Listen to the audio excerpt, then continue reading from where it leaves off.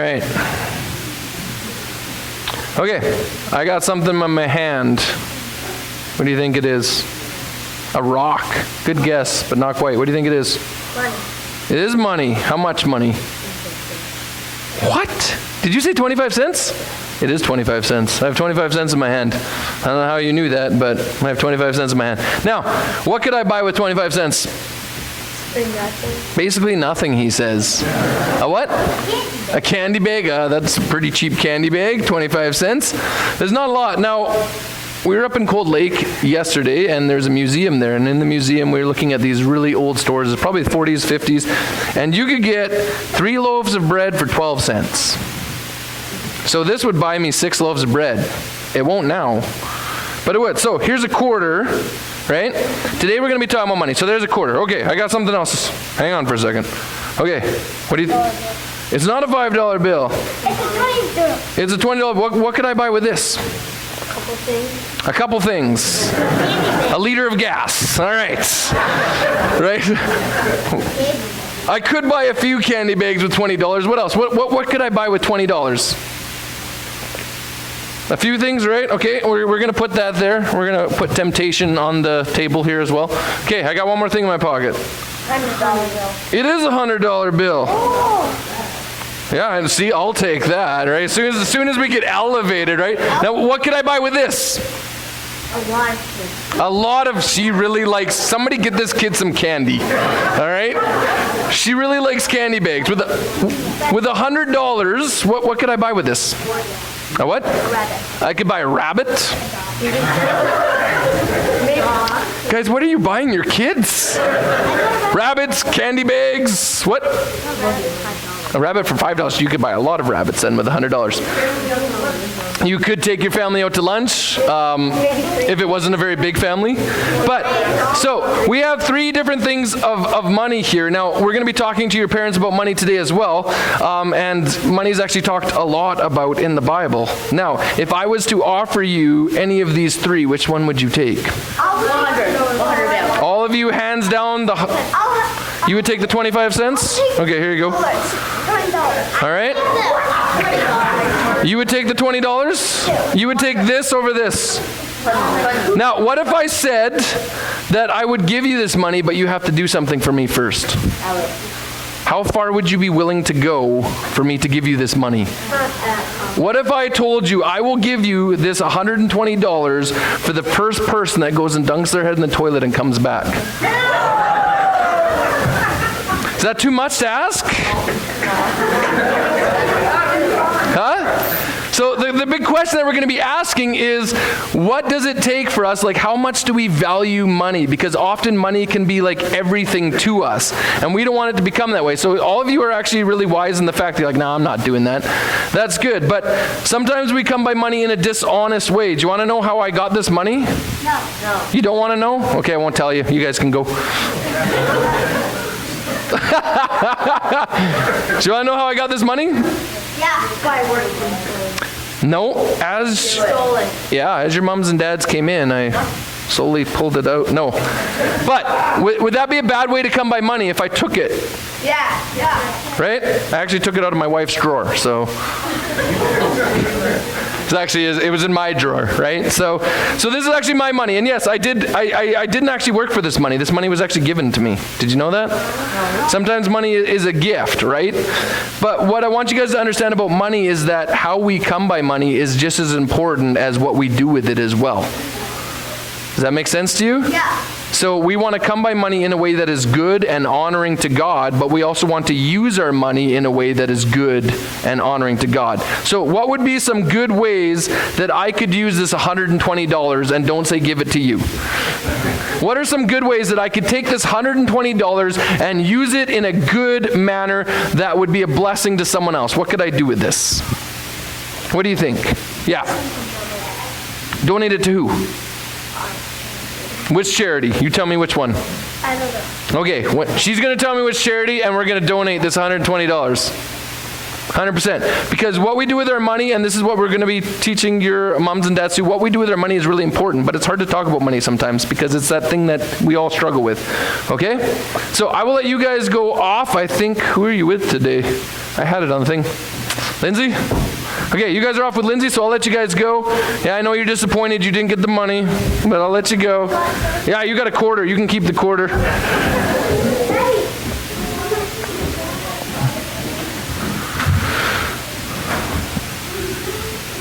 All right, so if you haven't figured it out yet, today's conversation is going to be about, there we go, money. We're going to be talking about money and the rich, yes. So, money is a very difficult thing to talk about. It's actually one thing that most of us don't really like to talk about. In fact, even I would say most pastors don't enjoy speaking about it either. But we all need it. And it would seem that we all would want it. I mean, even judging by your kids, as soon as the $100 bill comes, I was like, yes, I'll take that one, right? In fact, I'm sure to bet that if I was to offer it to any of you, you'd be more than happy to take it off my hands as well. But it's also been the cause of many issues, hasn't it? How many times do we see relationships that are strained or hindered or hurt by money? In fact, when I did premarital counseling, there's 4 pillars of a good relationship, and one of those pillars is economics, how you view money, how you see your money, what you want to do with that money. Are you on the same page with that? And that can often cause issues in relationships. So what is it about money, though, that seems to have this power over us, that seems to draw us in, that seems to get us excited? Like you saw that right here. It's like the quarter is like, meh, $20, a little bit more excitement. $100 comes out, all of a sudden there's a lot more excitement. I mean, I don't have any more money than that, or I would have like pulled out $1,000 and be like, hey guys, has anybody here actually had a $1,000 bill before? Don't answer that question. I had one once when I was in college, but it wasn't my money. It had to go to the college, so it was disappointing. But it was fun to hold it for like 2 minutes before I had to give it to the college. But it's amazing how that money grows, the excitement grows, right? And it's like, ooh, like there is this draw to it. But James is going to get to the fact that nothing more clearly reveals the state of a person's heart than his view of money and material possessions. Remember, we've been going through James and we've been looking at all these heart checks about the things that we say and the things that we do, and now we're going to be looking at our stuff, our money, our possessions, and how we come by it, like how we get it, and also what we do with it is also another opportunity for us to check our hearts. And the problem is many who claim faith in Christ invalidate it through their lifestyle of indulgence and materialistic living. They claim faith, but what they're doing is opposite. In fact, we see this verse, it's been sitting up there for a while. Matthew 6:24 says this, no one can serve 2 masters, for either he will hate the one and love the other, or he will be devoted to the one and despise the other. You cannot serve God and money. Jesus was very clear. He says, listen, you're either going to love me or you're going to love money, but you can't have it both ways. And this whole week building up to this, I've been having conversations with my wife about this and saying how difficult it is to just talk about this in general. And I don't want this to be one of those places where, we give the guilt trip and you feel guilty about the things that you have and the money that you have and the way that you spend your money and all that kind of stuff. That's not the way that this is going to come across. At least I hope it's not the way it's going to come across. It's going to be a little bit different, but it is an opportunity to take a look at our hearts and to judge for ourselves where we're at and how we treat our money and what we do with it.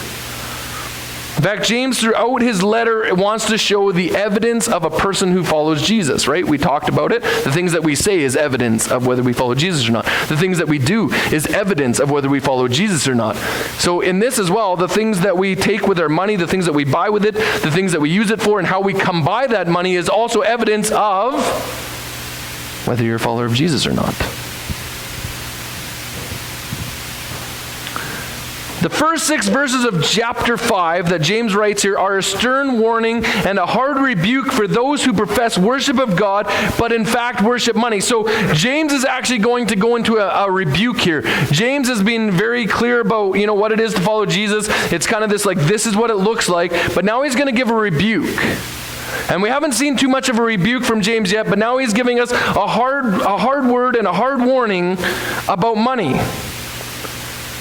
Just as what we say determines what's in our hearts, as that's what we saw right here, right? And we read this one when we talked about the things that we say, right? Where Jesus says, "You brood of vipers, how can you speak good when you are evil? For out of the abundance of the heart, the mouth speaks," right? We talked about this, that the things that we say is actually a deeper rooted problem. That deeper rooted problem is what is in our heart. That what goes in also comes... Oh, we're with it. Great. What goes in also comes out. So it's the same way then. What we spend our money on, what we do with our money also is what? It is a reflection of what's in our... You guys are awesome. Like, you guys should preach this. I mean, you guys got it. So, in the same way, how we use and think of money is a good heart check. This is a really hard passage, guys, just so you know. Like, this is a tough passage for me. So there's a few things that I want to give you as a preamble before we jump into the passage itself. Because often when it comes to money, we get confused, or things are said wrongly, or it just becomes like a guilt thing, and I don't want it to be that. So the first, the Bible does not teach that wealth in and of itself is bad. Okay, just let that sink in for a second, because how many times have I heard people say that you cannot be wealth, right? They'll go to that verse in the Bible that says, hey, it's easier for a camel to go through the eye of the needle than for a rich man to inherit the kingdom of God. You guys heard that verse before? Right? And that's the verse that they go to and say, it's bad to have money. If you have anything, then you are a terrible person. You should just give it all away, because that's what Jesus requires of us. That's not entirely true. Now, should we be free to give away our stuff? Yeah. Should we hang on to our things probably looselier than we often do? Yes. But in order to worship God and follow Jesus, can we have wealth? Yes. There's a few people in the Bible that had wealth that were definitely seen as righteous. There's also people there in the Bible who were seen as unrighteous who had wealth. So we have to be careful to not right away say that, oh, if you have wealth in itself, then you are bad. And James here is actually talking to the unrighteous rich. You're going to see that as we get into that. He's going to be talking about the unrighteous rich. When we talk about wealth, there's really four places that we look at. Okay? There's the righteous rich, those who are righteous and use their wealth for good and to worship God with it. And there's the unrighteous rich, those that come by their wealth in a poor manner, those that live out their life, either using it in a really poor manner or coming by it in a poor manner. There's the righteous poor, those who are poor but yet still live righteous lives. And guess what? There's also unrighteous poor. In fact, there's people that are unrighteous poor. They got to be poor for a reason, and a lot of the times it can be their unrighteous decisions. So there's four categories: the righteous rich and the unrighteous rich, the righteous poor and the unrighteous poor. Right? So we have to look at that. It's not just simple that, oh, if you're rich, you're not righteous, and if you're poor, you're righteous. That is not good theology. But sometimes that's what's preached, that, oh, you need to be poor.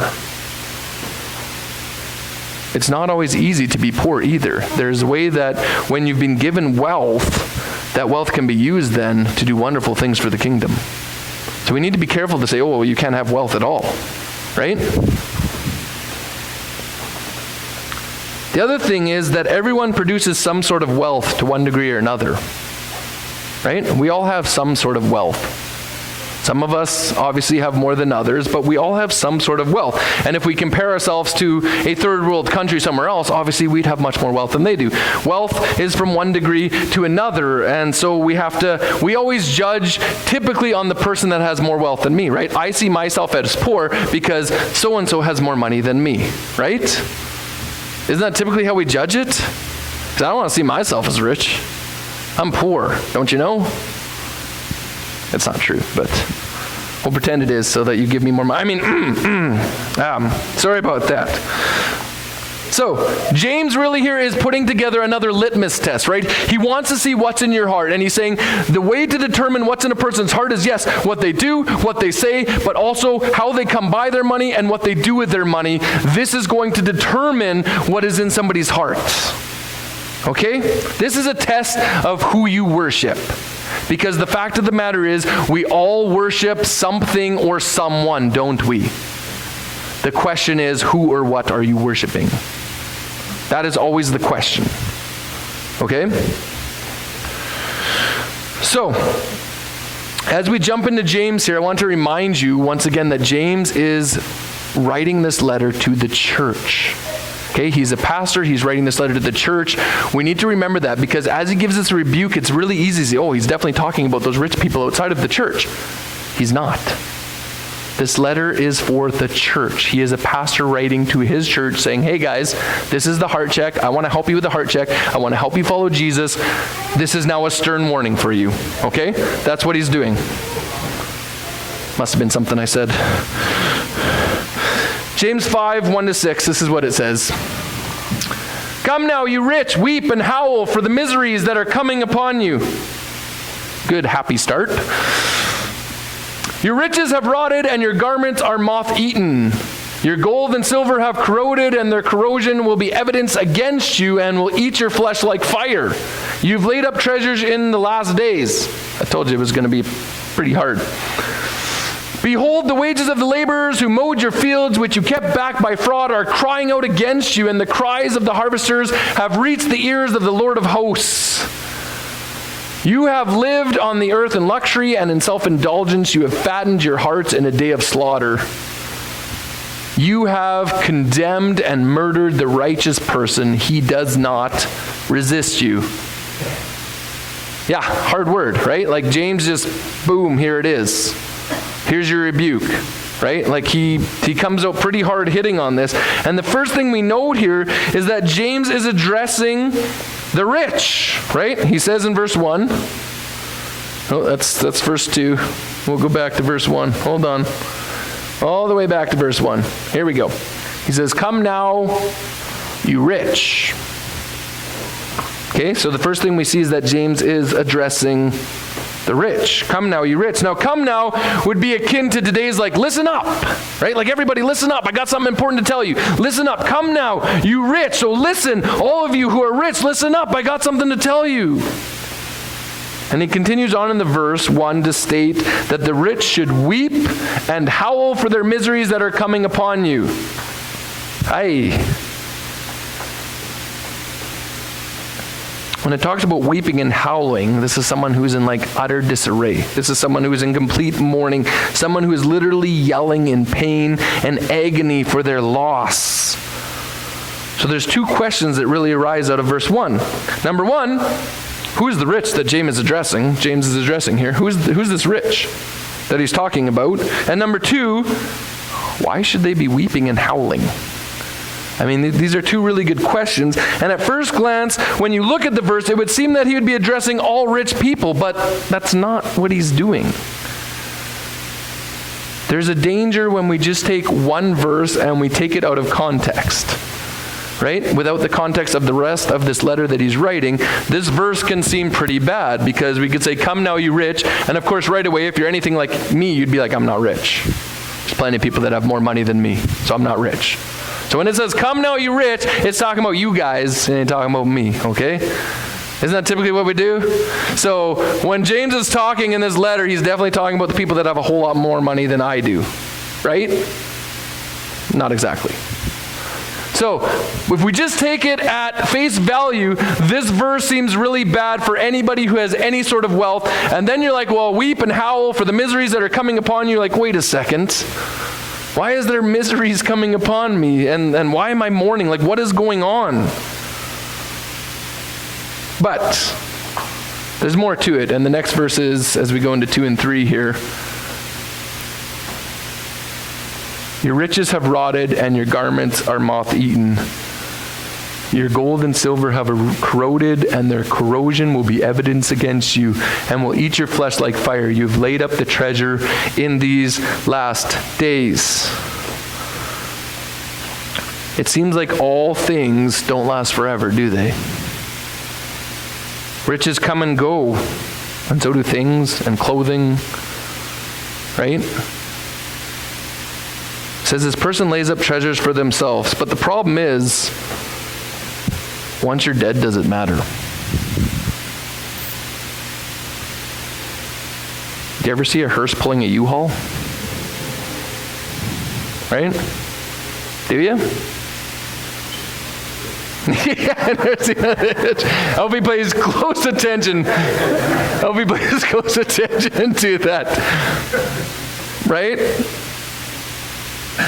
Like for me, they've, that section in the Irma graveyard on the far north side that's just all grass right now, that's reserved for me because they're going to bury all my belongings with me as well, right? Of course, that's not true, but this is what he's getting at. James is saying, listen, this stuff doesn't last forever. And when you're dead, you don't take it with you. So you're storing up all of these treasures, well, who gets them in the end?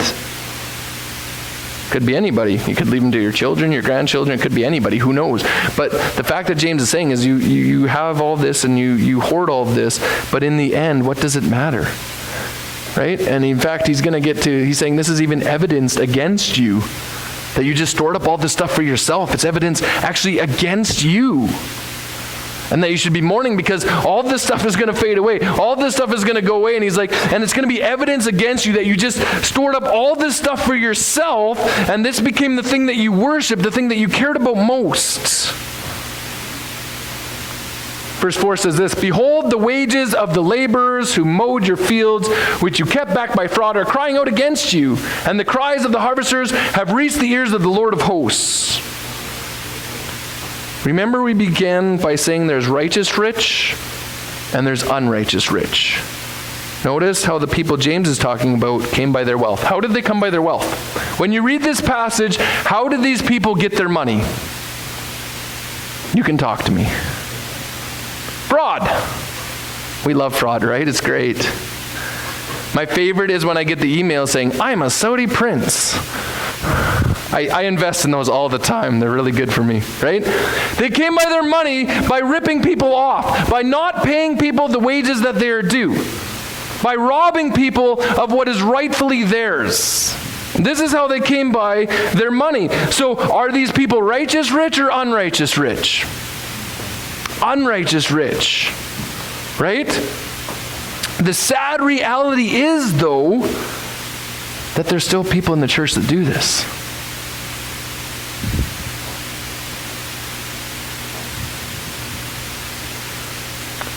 I've seen church people hire other people, even other people from the church, and pay them pittance, and then say, well, I'm honoring God in the fact that I'm saving up money and I'm being a good steward of my wealth, and then not pay people what they're worth. Not even pay them the minimum wage that they should be owed.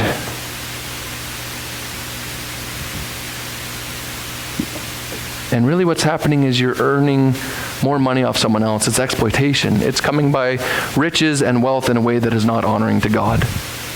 And this is what James is talking about. He's saying you're ripping people off. We should be the best tippers, the best payers, people that are just genuinely givers, right? How many times have I talked to waitresses that have said Christians are the worst tippers? Right? Or you could be like, The Office isn't a great show, but one of Michael Scott's greatest things ever was, I don't tip people that do things that I can do myself. Right? Not a great thing. But what it's saying is that if we run businesses, we should be paying people better than other people are. We should be generous. We should be blessing people as we have been blessed. When it comes to tipping those who are making already minimum wage, and I know sometimes it's not your favorite thing to do, but we should be the people that are the most generous and are seen as genuine, generous people in all circumstances, so that when the community sees the church, they know that the church is a place that is willing to give. Not that we're going to be robbed blind. That's not the case here. But that we're a place that people know that they can come to get help. That they can come because we're generous people. And all the people that we're interacting with, whether it's people that work for us or whether it's the people that we go to their restaurants or their establishments, they know that we are generous people. That's what we should be as Christians. This is what James is saying. If we are going to be righteous rich, we're not people that rip people off. We don't cheat people out of money. We don't come by money in a dishonest way. But we are genuinely generous people because God has given to us so generously himself.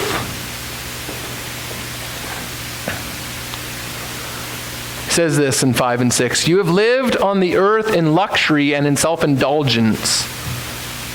Right? He's saying if this is what life is all about, what kind of life? And then he says you have fattened your hearts in a day of slaughter. Basically, he's saying you're fattening your hearts, but it's coming to an end. And he's like, you've lived your entire life in luxury and self-indulgence.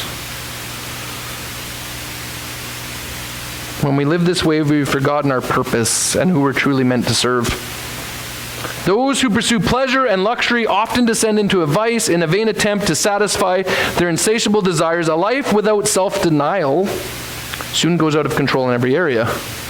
This is an interesting passage right here. 1 Timothy 5:6. But she who is self-indulgent is dead, even while she lives. Why would he say this?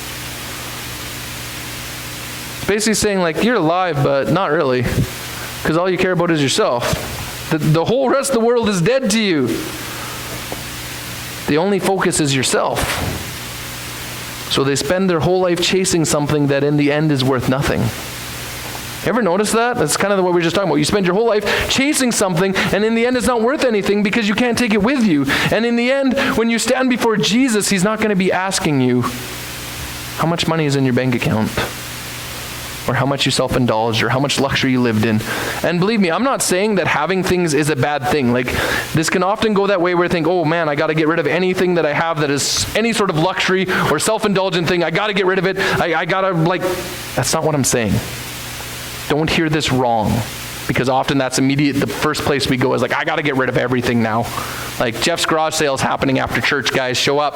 Wait, you can't buy more stuff, so don't show up. Tell all your friends to come and show up and buy stuff. Okay? That's not what we're saying here. But it is saying if that becomes our sole focus, if it's just selfishly rooted in our own desire to have more and to just be indulgent all the time, and it's just all about me, then I'm dead to the rest of the world. And you literally are. How many people like people that typically just aren't generous, period? Like they wouldn't give you anything, ever. Right? Like, they're not usually the people that you want to spend a whole lot of time with. The warning here is, once again, in those with money frequently close their eyes to the needs of others and the work of God. That's the warning that James is giving us. He's saying, don't get into the point where you close off the rest of the world, where you're dead to the rest of the world, and you don't notice the needs of other people, and you don't notice the work of God, and you just shut off everyone else except for yourself. He's saying, don't go to that place. Because what it is proving is that you're not a genuine follower of Jesus. Your heart has been checked, and the check has come back saying that you're not following Jesus in this way. Considering Solomon's words, the wisest man to ever live besides Jesus says this in Ecclesiastes. Now, if you read through the book of Ecclesiastes, it's kind of a sad book, but Solomon, with his wisdom intact, he didn't hold back anything. He went for everything. And when you read the book of Ecclesiastes, this is the result we get. He says, I made great works. I built houses and planted vineyards for myself. I made myself gardens and parks and planted them and all kinds of fruit trees. I made myself pools from which to water the forest of growing trees. I bought male and female slaves and had slaves who were born in my house. I had also great possessions of herds and flocks, more than any who had been before me in Jerusalem. I also gathered for myself silver and gold and the treasure of kings and provinces. I got singers, both men and women, and many concubines, the delight of the sons of man. So I became great and surpassed all who were before me in Jerusalem. Also my wisdom remained with me. So this is kind of like he's doing a test here. With his wisdom intact, he collected all of these things. And whatever my eyes desired, I did not keep from them. I kept my heart from no pleasure, for my heart found pleasure in all my toil, and this was my reward for all my toil. So here's his reward. Then I considered all that my hands had done and the toil I had expended in doing it, and behold, all was vanity and a striving after the wind, and there was nothing to be gained under the sun. After all of that, his conclusion is, it was pointless. You ever try and chase the wind before? How's that work out? Pretty tough, right?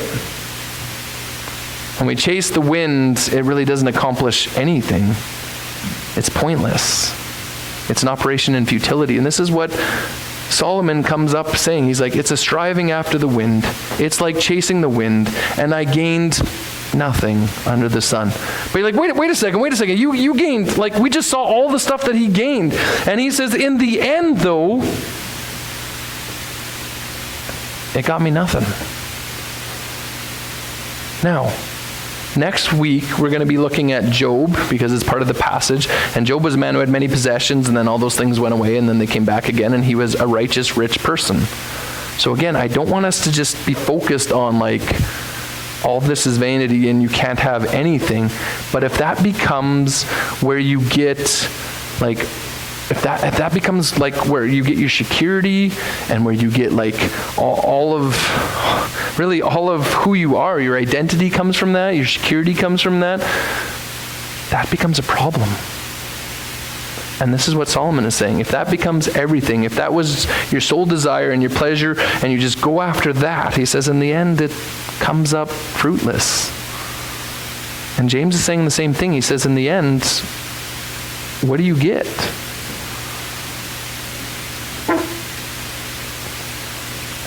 Let me close with a couple things. First, the point of this is not to make you feel guilty. You may have a little bit of guilt. That's not me, that's the Spirit.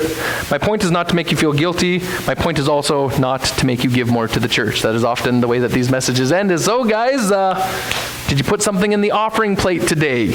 We're not going to do that to you because that's not what this is about. In fact, James never ever mentions anything about that. That's not his point.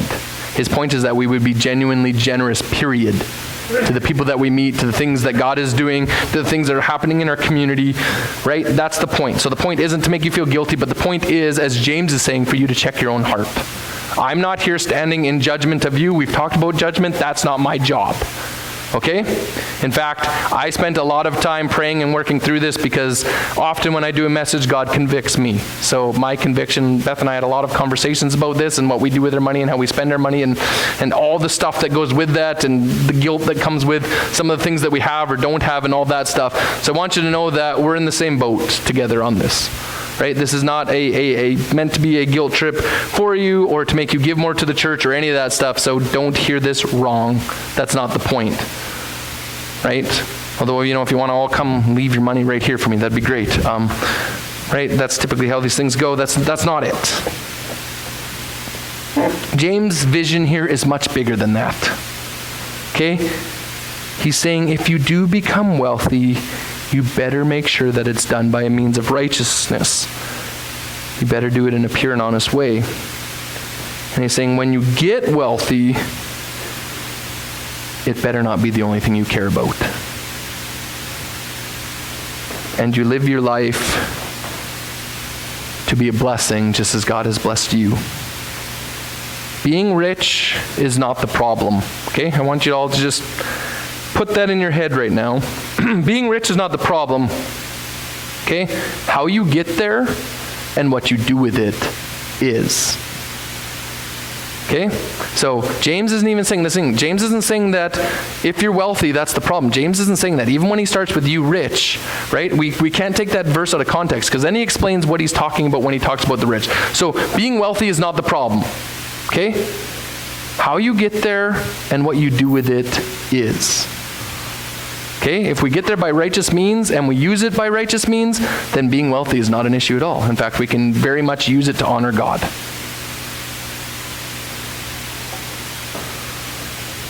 So, a few questions for your heart check. These are the questions that I asked myself at the end of preparing this message. These are the questions that were tugging at my heart that I want to relay to you, that you can check your own heart as you go here. First question is, what are you doing with what has been given to you? What are you doing with what has been given to you? We believe that all things have been given to us as a gift by God, right? That everything, our talents, our abilities, everything that God has given us to allow us to accrue whatever we've had is all a blessing and a gift from Him. So the question is, what are you doing with what's been given to you? Second question. This one's a harder one. Do you find your security, hope, and happiness in your money and the things that you have? Do you find your security, hope, and happiness in money and the things that you have? It's a tough question to answer because I know for myself sometimes the answer is yes. Right? Sometimes I get way too excited about the $100 bill, right? Just like our kids. Do you see what you have as a gift, and do you use it in such a manner? Do you see what you have as a gift, and do you use it in such a manner? If we want to be kingdom people, let us be generous people, giving people, and loving people. I think we have a video now.